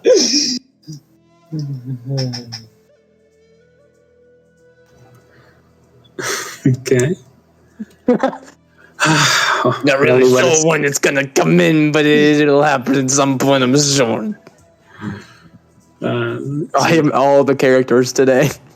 Yeah, he's gonna say, that's probably not the best idea, but at the same time, like I said, I've never seen a skinwalker get cured before. It's kind of part of the curse. But then again, skinwalkers are often associated with Coyote, these creatures are often associated with Coyote, so who knows? I was a bit desperate. It doesn't always go that way. Yeah, desperation can breed foolishness. Sorry, that sounded condescending. Why don't you all sit down, walk me through it from start to finish, because I've also got some information for you after you finish telling me everything. As he kind of puts his hand on the files in the letter. Grant is kind of go over the whole story, just kind of sharing everything. Not really leave anything out. There's no reason to with him. He's been very trustworthy. And Okay, including the gem and everything? yeah. Okay. Yeah. He'll look surprised when you mention the gem part, and by the time you finish it, he'll say, well, that sounds weird. The people who were transformed, that doesn't match a lot of lore, considering these creatures, and neither does a gem taking away their power or causing them pain. Is it possible they were just artificial? Like they were created in some other way that sort of was reliant on it? That's possible, I suppose. Again, there's no lore considering it, but when it comes to magic, who knows? One of the things that's concerning is that in order to become a skinwalker, or in order to become one of these creatures, you have to kill someone close to you, someone that you truly care about. So, unless he actually did kill your mother, he wouldn't be a skinwalker. He wouldn't be one of these creatures. But if this gem has something to do with it, then maybe she's still alive, or maybe something happened. I don't know. But that gem is new and different. And the fact that he was able to be cured, and he looks to Grant, means you may be right. Maybe there's some sort of proto version of these creatures, or some attempt to mimic them. I don't know. Hey, Xavier, type in. Oh, you paused to wait for my response. I was just going to say, I'm back. My wife called with an issue that she was having at work. Ah, okay. I just roleplayed as you for a bit, gave you an exact replica of your voice. Oh, great. It was glorious. It was the Ali one. Oh, yeah. Seven. Save. All right. Yeah, I'm here, though. Okay. Basically, he just asked what you gave up, and I was like, in a favor. And then, Grant went through and told him everything that had gone on. Didn't really spare any details, just, including the gem. And he said the gem didn't really match the lore, and it's just kind of weird. And I was like, maybe it's like an artificial thing, like they were created in a specific way other than the normal, kill your loved one. Does he know, or has he said anything about the place that we were in? It seemed like a pretty significant Navajo location. Does he know of said cave? I'm not sure whether or not it's the same one, but it might be.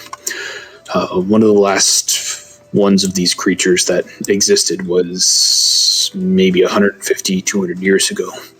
It's hard to tell with stories. They don't exactly come with a date stamp, one of the downsides of an oral history. But during the time of major westward expansion, Manifest Destiny, aka Trail of Tears, stuff like that, was one of the last times that one of these creatures was seen in and around that area. It was said that a girl found a stone that came with some sort of a creature through the hole. She took the stone and it spoke to her. It told her to do things. It also taught her how to turn into different animals. It was a bit odd for skinwalkers, or for lore concerning these creatures, but it was the last one that was told, or the most recent one that's been told. It said that when she transformed, she went insane. She started killing family members, other people of the tribe, as well as the people that were trying to expand from the west.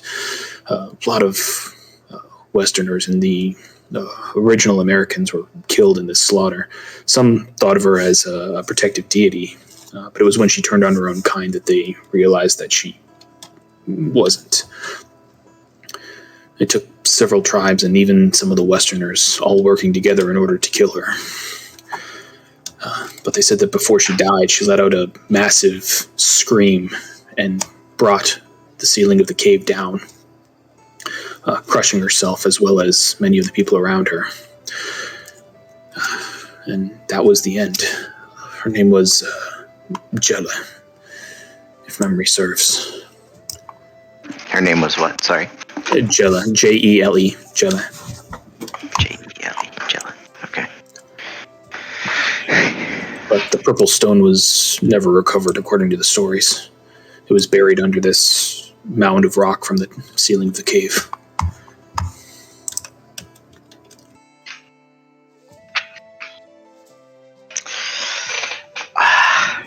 To the best of my knowledge, the cave that we were in, did it look like it was recently constructed, or did it look like that it's been there for a couple hundred years?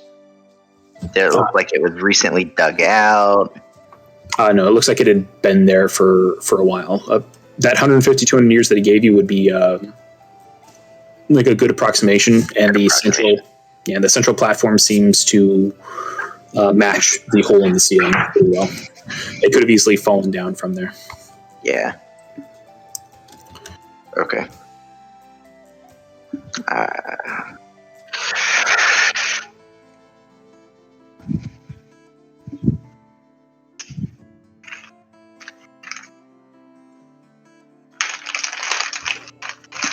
So, is there anything else you all would like to talk about?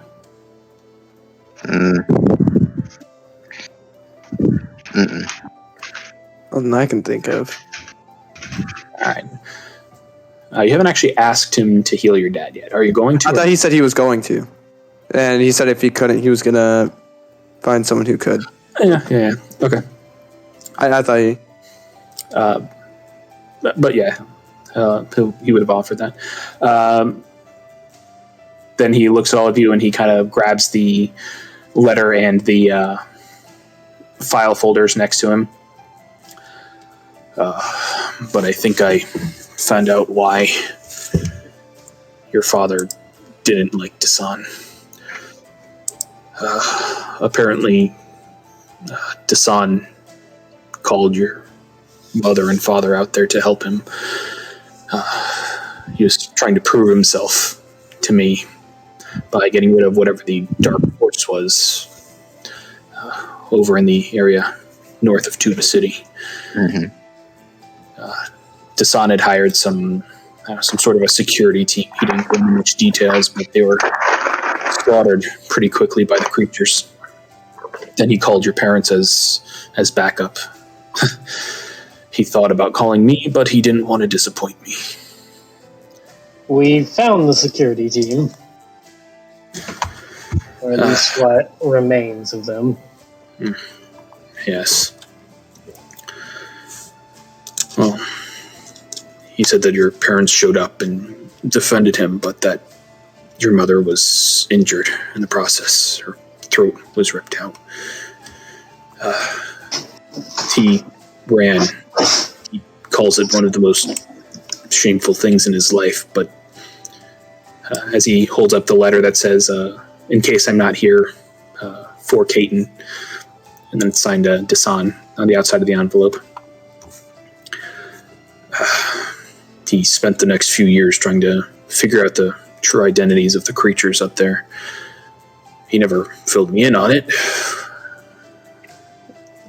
In the end, I feel like I'm responsible for this. If I had told him that I apparently didn't tell him enough that I trusted him or believed in him or thought he was skilled enough, or maybe I wasn't clear.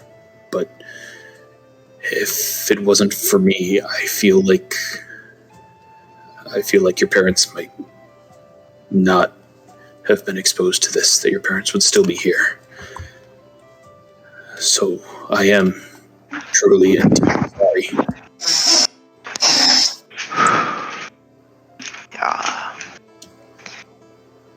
Honestly, in a way, I'm kind of relieved. They just up and disappeared one day without a word, without so much as a letter. So at least I know what happened. And I just kind of put a hand on his shoulder. As you put your hand on his shoulder, he tears well up in his eye, and just like one falls down his cheek as he grabs the back of your hand and kind of squeezes your hand back. Well, like I said, I'll do whatever I can, try to help him, and if your mother is still alive, if you need any help, I don't know, finding her, it was a little unclear. The letter didn't go into much detail. The last Dasan saw was when he was running away. But if you need any help getting her back or fixing her if she's injured, I will do everything in my power to help.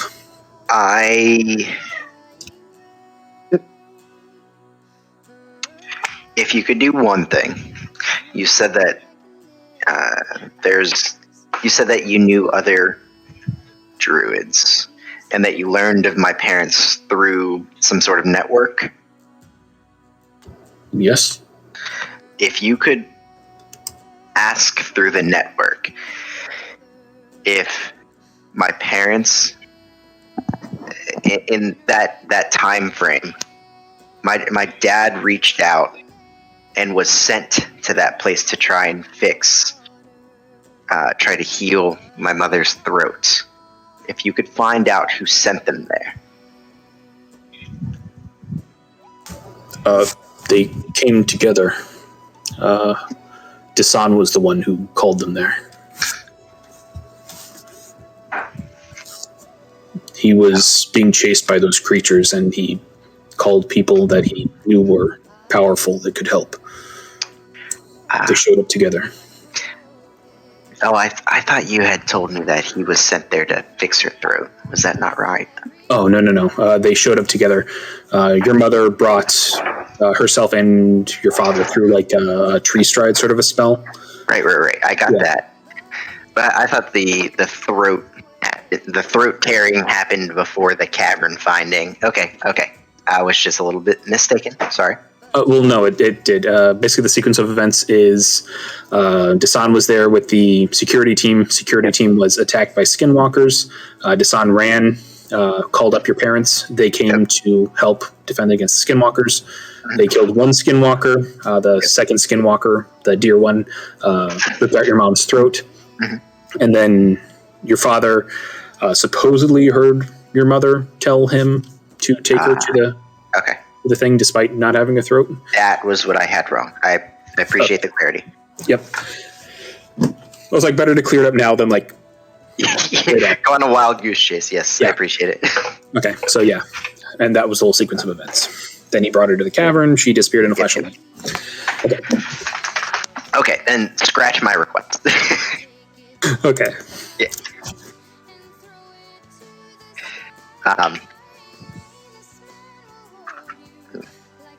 if you could maybe find out anybody that knew my parents better, I would like to know why they were using false names to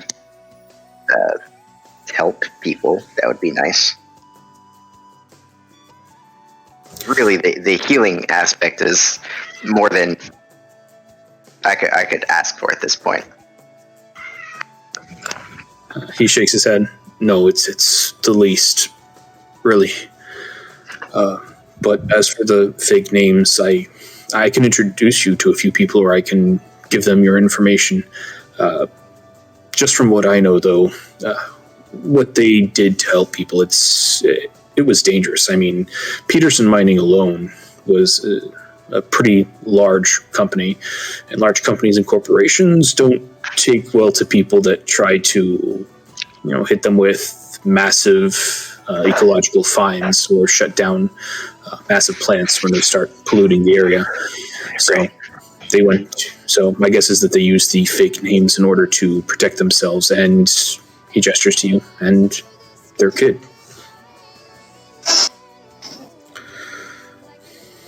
But I can let you know of at least one or two other people that I know that have requested their services in the past. If you would like to hear some old stories about your parents. That would be nice. If you could also maybe put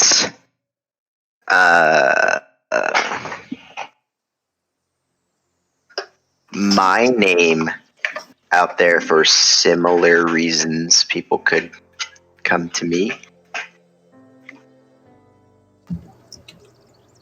He looks at you and then he smiles widely.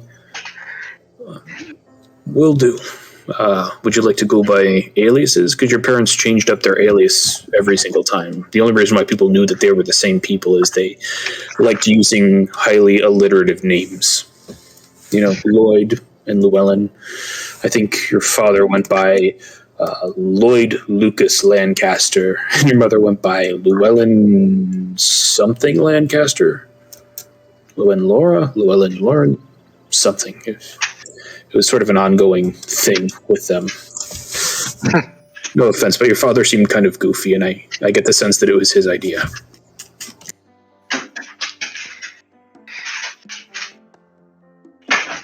Yeah, that makes sense. Yeah, throw him down as Logan Lennon Lancaster.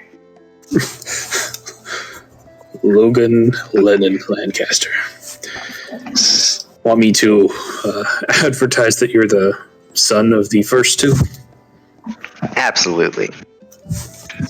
Will do.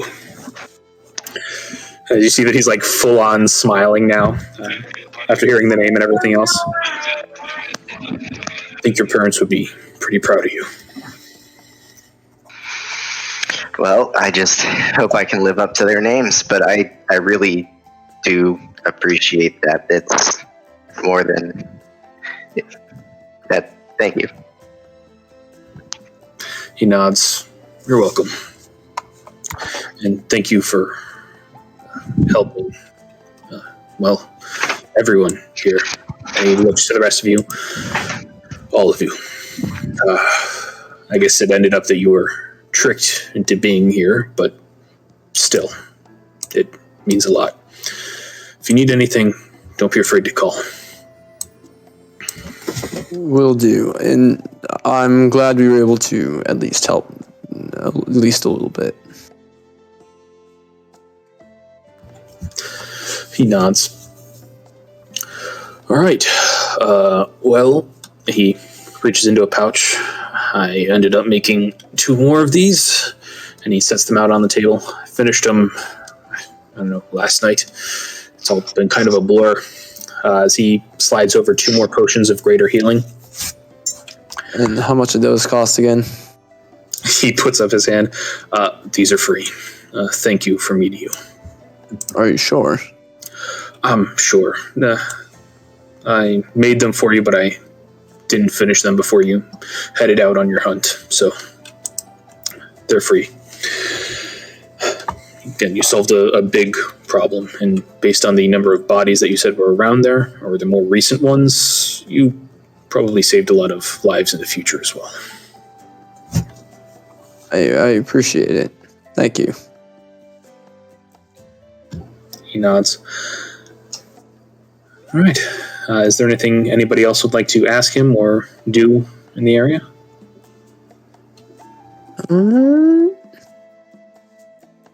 I personally don't have anything. Except for the tea shop. That's my own personal mission I'm going on. Well, not bring us along to go to the tea shop. Do you fucking come to the tea shop? I don't give a shit. You want to come to the tea shop? I'm going to the tea shop regardless. I'll go there by myself if I have to. Oh my god. All right, so everybody's good? Yeah. All right. So Dasan finishes his meal, and you all talk a little bit. Sev, Dasan, or sorry, not Dasan, Caton. I'm calling him Dasan now. Caton tells you a bit more of the story about your parents and Peterson Mining. He tells you a few stories about how your dad, even though he was a druid, was kind of a tech geek, which is like a new experience for Caton, as all the druids that he's met have for the most part shunned technology, but he was kind of a nerd, and he actually compared him somewhat to Gregory in terms of like geekiness. And how your mother was found that aspect of him actually charming rather than off-putting like a lot of people would. And how your father's wild shaping ability was quite impressive to him, and that he actually compliments you on yours, even though I don't think he's ever actually seen you wild shape before. Probably says if you are good at it, then it probably came from like his teaching, and that your mother's magical ability was something that impressed even him. I did have some pretty good teachers. And he also tells you just a few more small little funny stories that they shared in the short time that they were there together. Yeah. As he finishes his stack of flapjacks, and all of you bid him goodbye and head out. Oh god, that is like perfect ending music. Yeah. That's like end of Life is Strange kind of music. All right. As you head out and you make your final stop in Tuba City at the Navajo Arts and Crafts store. Yeah. As you step in, the goblin behind the counter, the female goblin that has the amazing posture, really overdone with like Navajo braids and feathers in her hair and everything else, as she does her normal calm demeanor of "Welcome to Navajo Arts," and she sees Grant. Get the fuck out! What? You actually are from one of those companies, aren't you? She quit like 5 minutes after you left. Get out! What? Yeah. You know, oh, it's not you, it's me. I'm moving on to different things. I am so sorry. And she left. So I don't care who you're with. She Tiffany's. left? Yeah, I don't care who you're with. Tiffany's or whatever. Get out. Tiffany's. What? She was the greatest silversmith I have ever seen. And I know. I keep to compliment her work. That's... Mm-hmm. Make me a persuasion check on that one. And I'm letting you know it's going to be a high DC. So if you were ever going to use your channel divinity. Okay, yeah, I'll do. You let me... Oh, It's a nervous tick. What do you mean, touches brooch? I'm going to use my inspiration. Oh man. Oh my Those god. natural ones from you. Jesus Christ, man. I've been rolling like shit. All right, let me just do it for the D20 roll, because that's what it is. Wow, fuck me. So that's literally, it's going to be rough. So hang on. So 7, so 16, so 21. Yeah, actually. It's 21. oh my god, you turned Roll more 21. I was about to pull out our badge and be like, I don't think we're from Tiffany's. She's already seen the badge. It's already. Yeah, just this wave of rage, and it's like as you're trying to like calm her down, and then she like the logical part of her brain kind of kicks in. It's like, wait, if they've already got her, why would they be back? They showed us badges that could have been fake, but then she kind of looks at you, Like, just dump out. It's like, what is happening?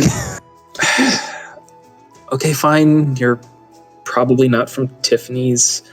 I don't Then why even did know you what that- leave right afterwards? Tiffany's, you know, the jewelry company? She works with silver. Did she go to Never heard of Tiffany's?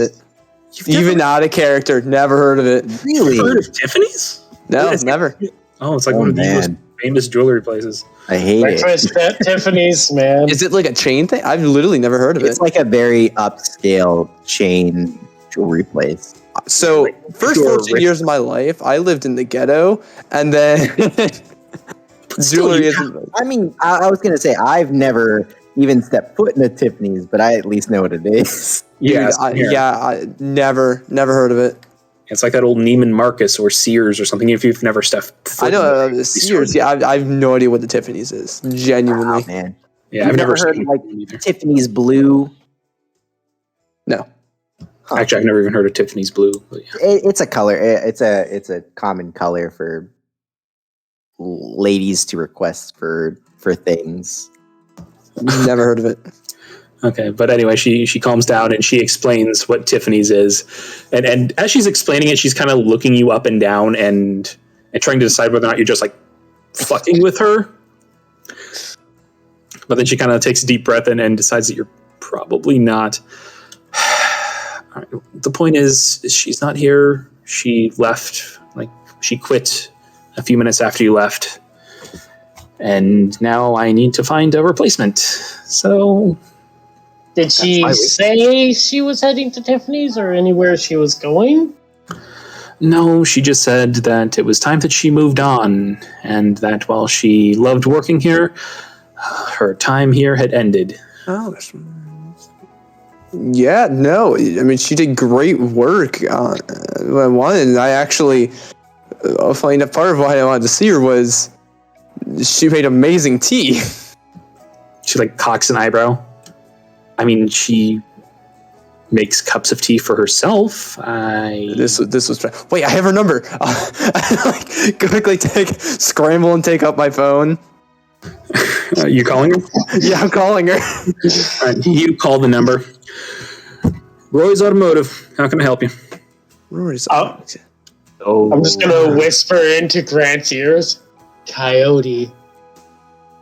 The eye twitching. Sorry, wrong number. So I'll hang up.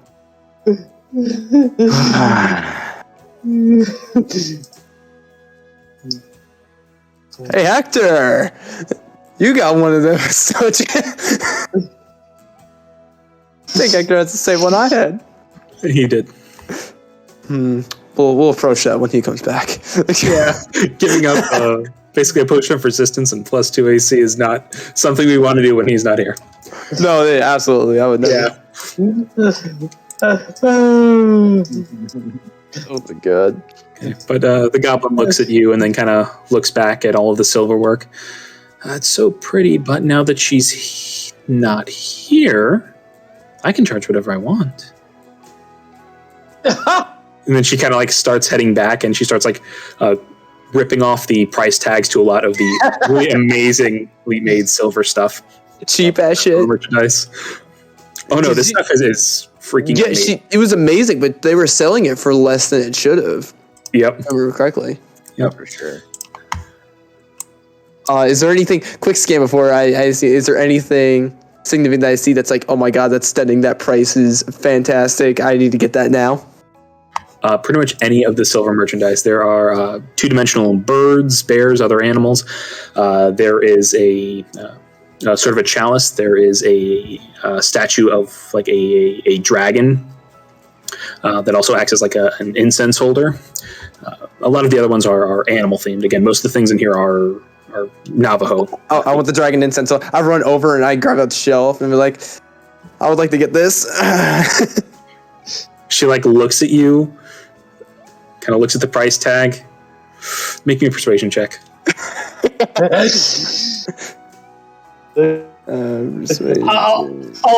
I help? Can I help him by being like, "Come on, we did just go out there and slay some monsters." Sure, you can have advantage. So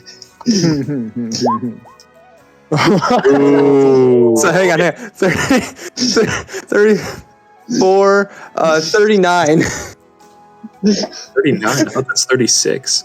Oh no, 35, 34. Yeah, That doesn't matter. 39. Yeah, 39. New record. All right, got a top roll. 39. Yep. You grab the silver dragon incense. Oh, it's holder. 1 under max. Yeah. Oh yeah, you're right. She looks so at close. you, looks at the dragon, and then she hears Rachel chime in with the killing monsters, and then her face softens. Fine. Anybody else want anything at this price before I jack it all up? I'm gonna leave her with merchandise to go jack all up. Are there any cups? There are. Most of them are like sort of a chalice or like a goblet. Oh, hell yeah.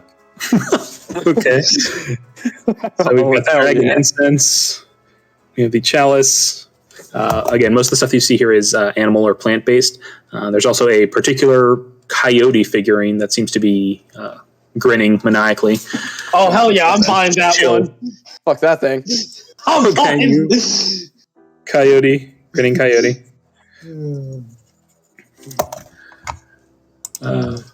Sev, you buying anything?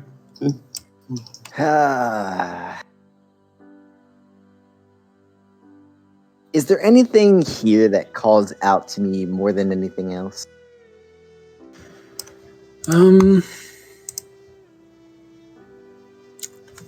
I would say that there would be a pair of eagles flying together. They are sort of welded together at the wings slightly. Mhm. They are hanging up from the ceiling, just free flying, free throughout the store. Each feather is perfectly individually crafted, and it just gives this sense of freedom and nature that seems to speak to you. And it also reminds you of the first time that you flew with your mother and father. I'll take it. All right. Or actually, I'll say the first time that you saw your mother and father flying in eagle form, since you You can't fly yet. can't do that yet. Yeah. Hey, they could take me with them. Yeah, they polymorph. Yeah. You'd be a dumb bird, but you would absolutely be. I'll say it's three eagles. I'll say it's 3 eagles: a mother, a father, and a child. There we go. Okay. How much for the figurine set? Or I guess one statue, right? Yeah, it's one thing, just 3 of them in one. I will say that yours is 2 gold.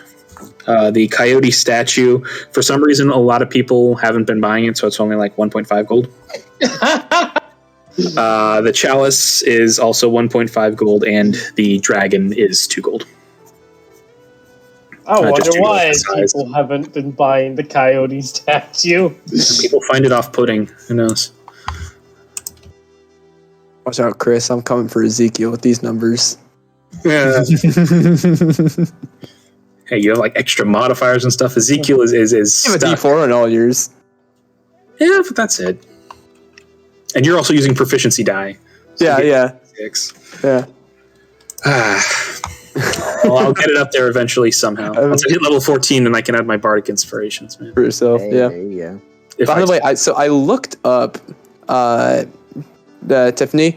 So it is not anywhere near where I grew up. It's in like New York City, none over where I am. Like the closest one was in like Cleveland, Ohio from Buffalo, New York. And then where I live now, there's one close to me, but it's in it's in a fashion mall that I don't go to because it's all like bougie clothing and jewelry. So and that's the only, it is one of that's those. the only one in my state. Well, it is one of those kinds of places. Like, again, I've never been to That's what I was one. saying, Or like, even seen that's one. why I've never heard of it. It literally was not anywhere near me living at all, and I never saw commercials for it because Okay. me watching TV as a kid, why would they advertise something over in New York City when I'm all the way? Yeah. Yeah, I get it. All right, so you each buy your souvenirs, and she watches as all of you leave the store with your new bought merchandise. You see the goblin running around, ripping the price tags off, making new ones. They're far more expensive now. Still, somewhat reasonable price for how well made this stuff is, but still pretty expensive. As she starts pricing everything, you all hop back into the van. Like, while it's just repricing stuff, I'm going to be like, I'm pretty sure you could get away with just a little bit pricing them just a little bit higher considering the silver work. This is master crafted stuff. We could technically, why are we selling these to tourists? We could sell them online or to Tiffany's. There you The go. bastard. There you go. And you probably could make a lot of money and then hire a new excellent silversmith in here. She kind of nods silently as you talk. Yes, as she starts ripping the new price tags off and starts taking all of the silver stuff and just starts taking it into the back. I'll give her a wink and a wave as I go. As all of you pile into the van, you started as you look around. There are families walking up and down the sidewalks, enjoying the nice fall weather. You start driving, and the southwestern architecture, sort of the Pueblo type architecture, a lot of raw angles and squares as you pass by. The southwestern feel as you look out the window, and you see the large buttes and pillars and canyons, and you see the reason why this area is used so much in Western films. As a matter of fact, a lot of spaghetti westerns are filmed in and around this area. As you continue on down the road towards Salem, Massachusetts. And that is where we'll end the session. One last question. It might have happened when I was like out.